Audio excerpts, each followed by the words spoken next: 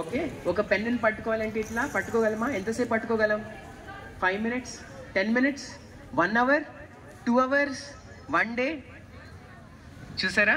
So మన బాత్రూమ్నే వారానికి 2-3 సార్లు కడుగుతాం, కానీ మన మైండ్లో గార్బేజ్ అలా అక్యూములేట్ అయ్యి స్ట్రెస్ అయ్యి థైరాయిడ్ ప్రాబ్లమ్స్, పీరియడ్ ప్రాబ్లమ్స్, పీసీఓఎస్లని, sugar, what is known as diabetes, hypertension, heart problems, అట్లాంటి ఎన్నో రకరకాల ప్రాబ్లమ్స్ వస్తున్నాయి అన్నమాట. సో ఫస్ట్ ఇట్లాంటి స్ట్రెస్ని దీర్ఘకాలంలో అనుభవిస్తున్నామంటే ఫస్ట్ దాన్ని గుర్తించాలి. కరెక్టేనా? ఎలా గుర్తిస్తాం? స్ట్రెస్ని ఎలా గుర్తించాలి?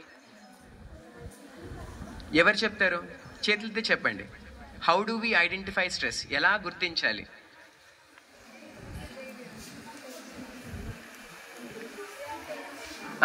How do you know your tensed? Very good. How do you no?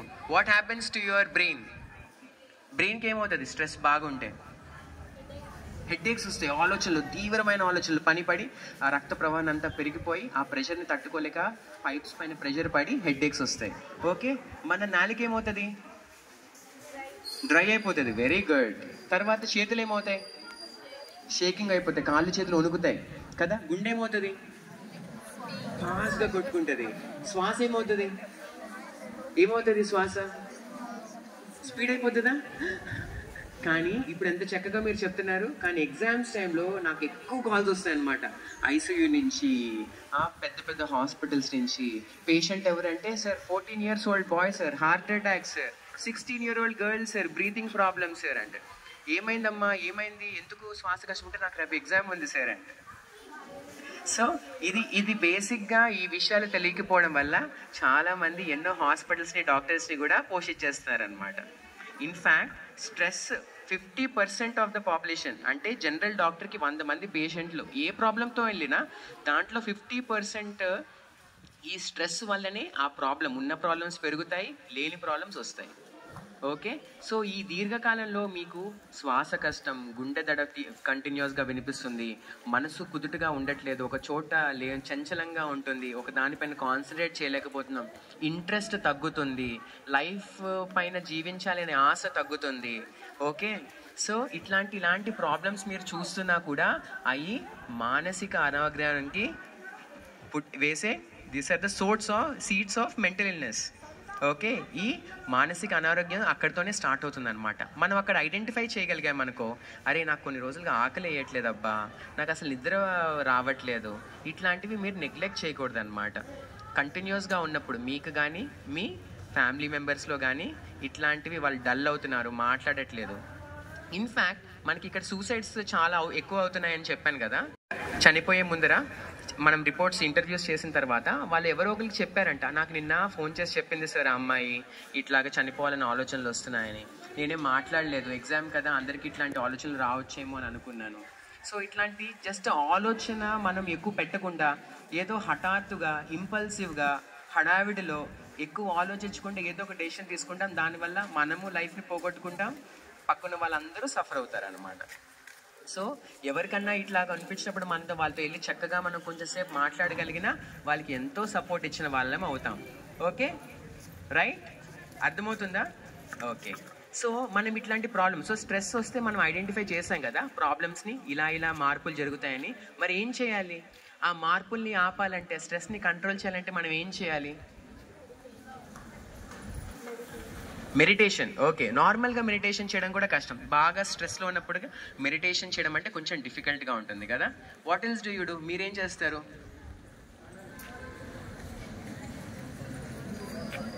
అభయం ఇచ్చే ఒక దేవుడు ఉన్నాడు కదా, గుడికి వెళ్తారు, మ్యూజిక్ వింటారు, ప్రేయర్ చేస్తారు, నమాజ్ చేస్తాము, వాకింగ్కి వెళ్తాము, పాటలు వింటాము, ఫ్రెండ్స్తో మనం సరదాగా షేర్ చేసుకుంటాము, స్పోర్ట్స్ ఆడతారు. ఓకే, ఇవన్నీ కూడా స్ట్రెస్ రిలీవింగ్ మెథడ్సే. ఓకే, మంచి ఫ్రెండ్షిప్ ఉండడం, మంచి ఫ్యామిలీ రిలేషన్స్ మెయింటైన్ చేయడం, ఇవన్నీ కూడా లైఫ్లో సక్సెస్లో ఒక ఇంపార్టెంట్ భాగమే. సో నా క్లయింట్స్ అంటే నా పేషెంట్స్ ఉంటారు కదా, సో 100లో 80% ఆర్ ఎక్స్ట్రీమ్లీ వెల్దీ, చాలా డబ్బున్న పీపుల్ అన్నమాట, ధనవంతులే. కానీ వాళ్ళకి సైకలాజికల్ ప్రాబ్లమ్స్ ఎందుకు వస్తాయి? ఎందుకంటే ఇట్లాంటివి మిస్ అవుట్ అయిపోతూ ఉంటారు అనమాట. ఏమీ లేని పేదవాళ్ళు కూడా చాలా సంతోషంగా ఉన్న వాళ్ళు ఎంతోమంది ఉన్నారనమాట. ఓకే, ఈ విషయాలు తెలుసుకుంటేనే even if you are successful in life as per society you will be happy. All right. Okay, so మనము బ్రెయిన్ని కంట్రోల్ చేయడం చాలా డిఫికల్ట్. ఒక చిన్న ఎక్సర్సైజ్ చేద్దాం. సో ఫర్ ఎగ్జాంపుల్, అందరూ కళ్ళు మూసుకోండి. Imagine a big beautiful red rose. ఒక మంచి ఎర్రటి గులాబీని ఊహించుకోండి. కళ్ళు మూసుకొని ఇమాజిన్ చేయండి. ఎంతమంది కనిపించింది? చేతులు అయితే చెప్పండి. పెద్ద ఎర్రటి గులాబీ. Very good. ఓకే, ఇప్పుడు అలాగే కళ్ళు మూసుకొని ఉండండి. ఒక ఎర్రటి గులాబీని ఇమాజిన్ చేసుకోవద్దు. Don't imagine a big red rose. గులాబీని ఇమాజిన్ చేసుకోవద్దు, కనిపించకూడదు. ఎంతమంది కనిపించింది? చేతులు ఎత్తండి.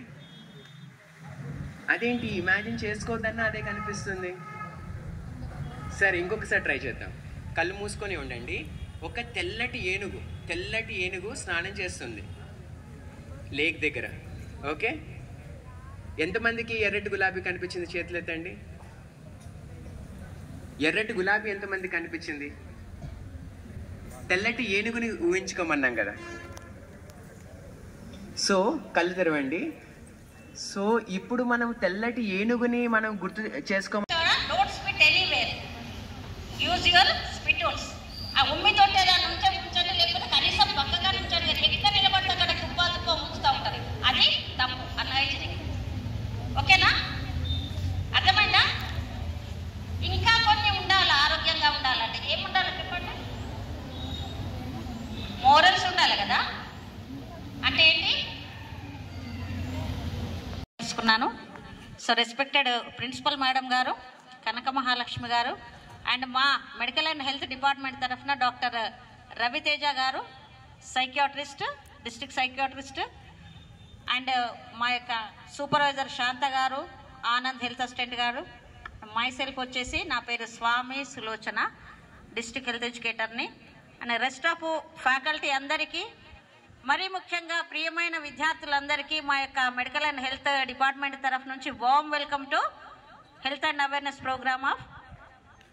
ఎందుకు చెప్తున్నంటే, ఎవరో అమ్మా నాన్న చెప్పిరు నువ్వు ఇంటర్ చేయమ్మా అని ఏదో మెడలు బట్టి నెట్టితే ఇందులోకి వచ్చినట్టు కాదు.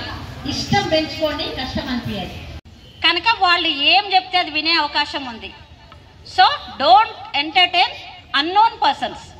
అండ్ వాళ్ళు ఏమి ఇచ్చినా ఈ టేబుల్స్ మీరు ఫైనల్గా ఇంకొకటి ఏంటంటే, ఇవి తినరు, ఇట్లా చెయ్యరు, కానీ వాళ్ళు చెప్పిన చోటికి మీరు బట్టలు చదువుకొని వెళ్ళిపో. అరే మేము ఆర్మూర్లో ఉన్నాము, బాంబేలో ఉంటుంది ఒక ఆమె, మాకు తెలిసిన ఆమెనే, మా గల్లీలో ఉంటుంది. నమస్కారం అండి, నా పేరు స్వామి సులోచన. నేను జిల్లా హెల్త్ ఎడ్యుకేటర్గా నేను పనిచేస్తున్నాను.